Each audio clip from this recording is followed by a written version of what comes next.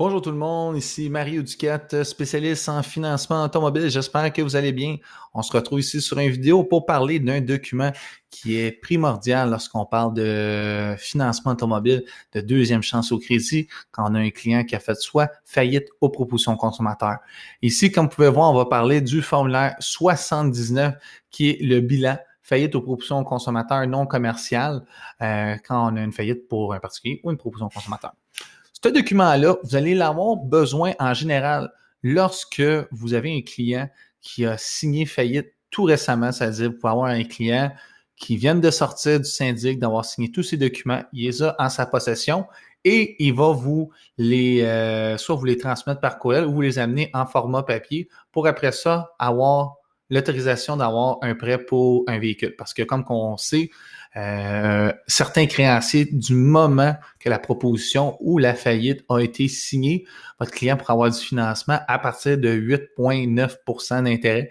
On parle d'un taux d'intérêt qui est seulement 3% plus élevé que le crédit régulier dans la majorité des véhicules qu'on va vendre.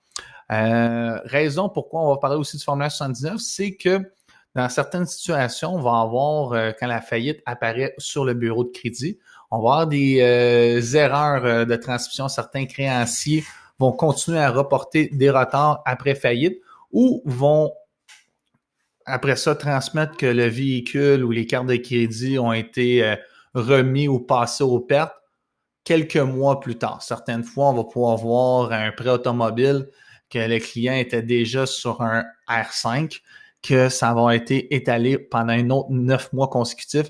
Alors, en général, tous les créanciers ou même l'ordinateur, le système qu'utilise le créancier va décliner la demande parce qu'il va dire, il y a un véhicule qui a été conservé, je peux pas approuver un dossier avec du mauvais crédit après faillite. Quand vous avez le formulaire 79, vous allez voir, OK, ici, on va aller à la ligne 7. Véhicule à moteur automobile, bien exempté, oui ou non? Est-tu inclus? Oui ou non? S'il est inclus, pas de problème. Prenez votre formulaire 79. Vous l'envoyez directement au créancier qui pourrait approuver votre dossier pour nommer comme exemple soit e-Autofinance, TD, Iceberg, pas mal tous les créanciers en crédit spécialisé. Jour 1, document, tu m'envoies ça, merci, bonsoir, je vais prendre ton client et lui donner une approbation.